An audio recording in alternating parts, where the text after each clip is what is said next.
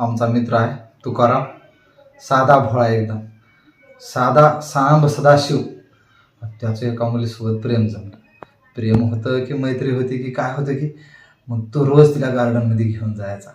गार्डनमध्ये बसल्यावर एका दिवशी ही मैत्रीण त्याची ह्याला म्हणते,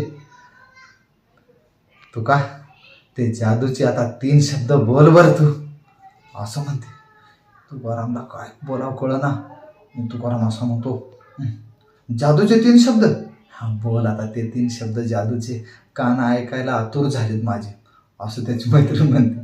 हे आपला साधा माणूस हे म्हणतोय, जादूचे 3 शब्द ऐकायचेत का तुला?